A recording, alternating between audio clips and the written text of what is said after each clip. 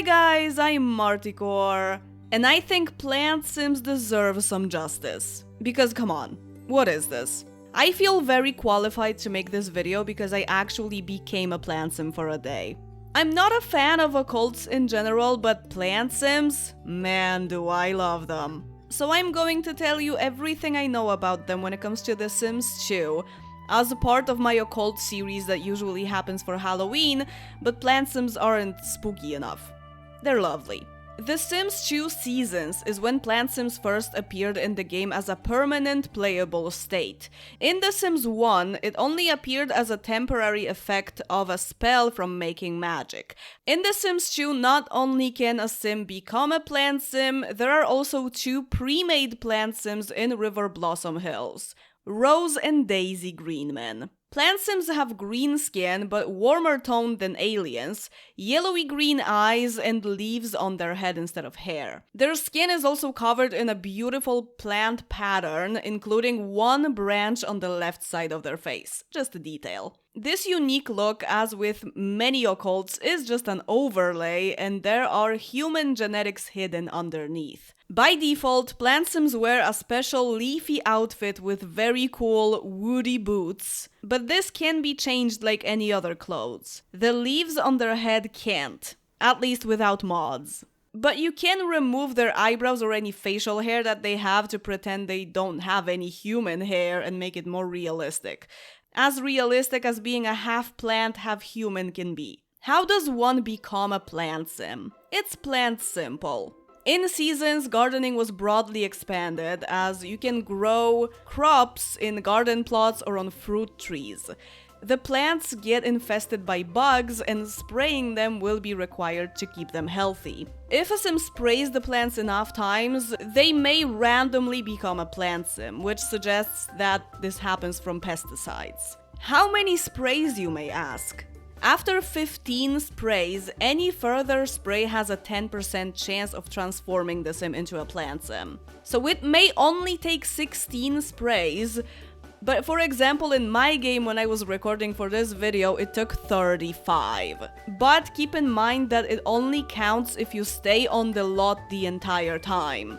If your sim sprays plants, let's say 10 times, then you leave the family and load it again, or even just go to a community lot, it goes back to 0. So I'd say it's not super likely to happen if you have a regular gameplay and switch families a lot, or play short sessions, but becomes extremely likely if your sim is a farmer with a big garden and no ladybug houses that prevent infestation at a certain range. Being a PlantSim has a lot of advantages in farming though. Once transformed, PlantSims immediately get a gold gardening badge, which means they can naturally talk to plants to help them thrive. Also, they can just do a lot of gardening because they have different needs than regular sims. PlantSims only need sunlight, water, and love, because they're plants, you know?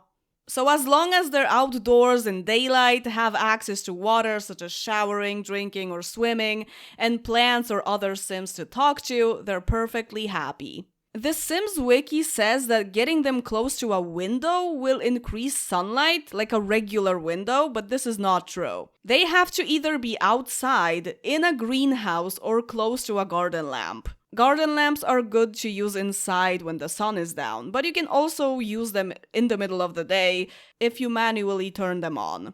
One oversight I've noticed is that the water need doesn't go up when they're in the snow, like making snow angels and such, which could have easily been included since it's in Seasons as well. Being in the rain or playing in puddles fulfills water for them. And well, snow is also water, so that would make sense. PlantSims don't need to sleep or eat, so they have a lot more time to garden, learn skills, and do anything. They can eat if you make them, or will do it autonomously after serving a meal and when visiting other sims when they're unplayable.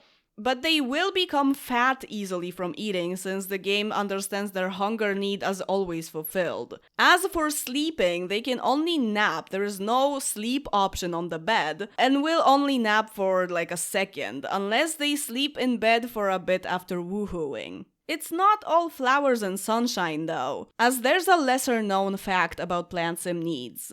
They do have some regular Sims needs, but they're hidden. So your PlantSim will still go nuts in dirty surroundings or near a broken sprinkler. And the best source of water for them is a pool, since it gives fun too, and sunlight if it's outdoors. But fun isn't really that much of a problem, since those hidden needs don't go down on their own. They will only go down if something triggers it.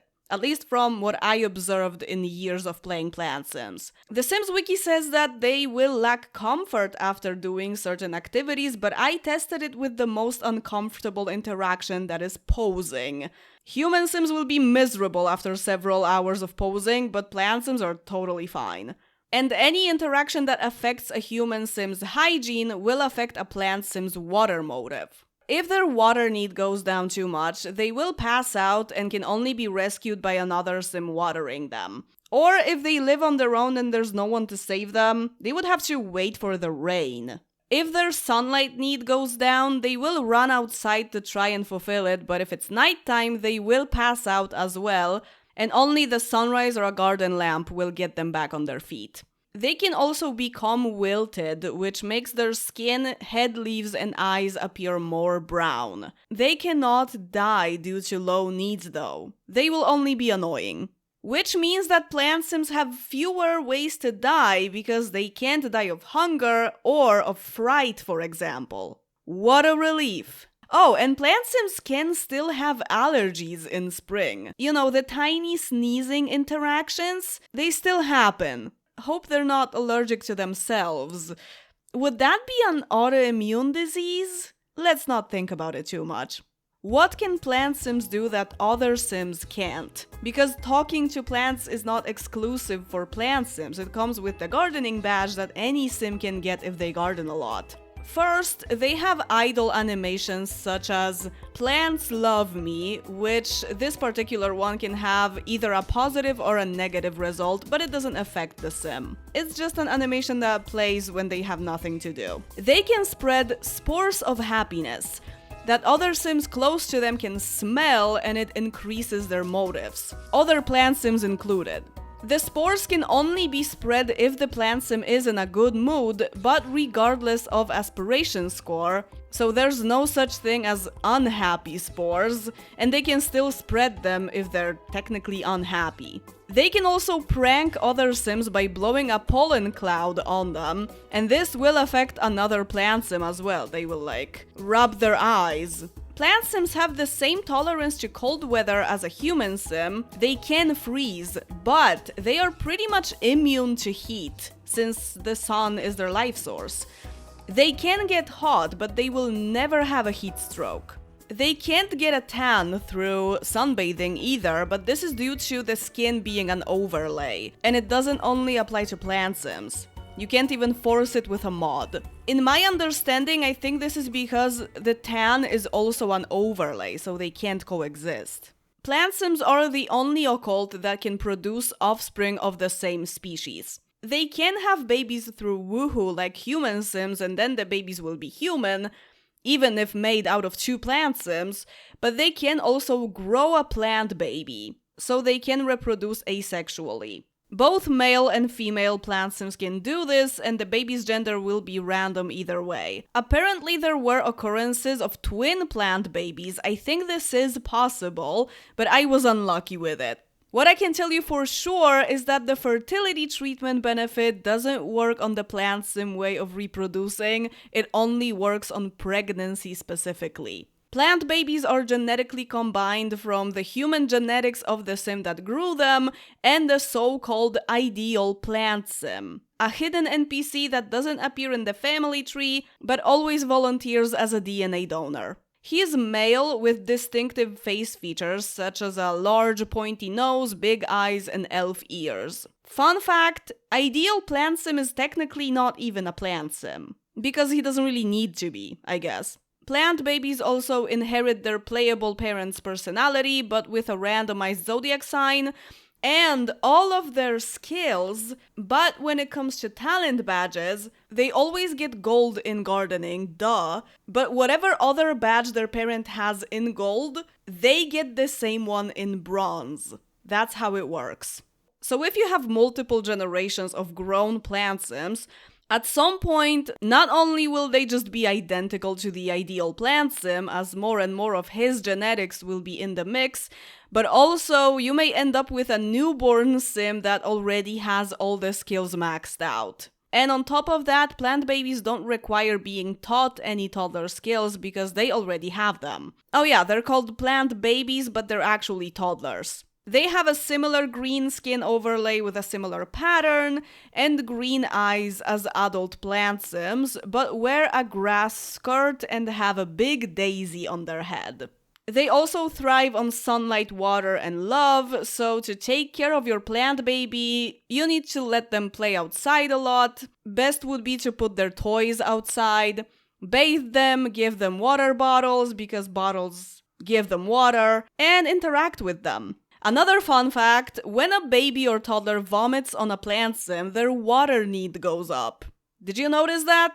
After the toddler stage is done, plant babies become adults and then elders. That's it. That's the lifespan of a PlantSim. No baby, no child, no teenager. So they will never go to school or college, but somehow as adults they can easily write, read, and study. I guess it's because of inheriting skills from their parents, which is supposed to technically balance out the fact that their lifespan is shorter, so they get like a head start. Well, a lot of people learn to read before they go to school. We don't need no education. You may wonder if it's possible for young adults from the university expansion pack to become PlantSims, since they're basically adults with teenage voices and they can garden at university.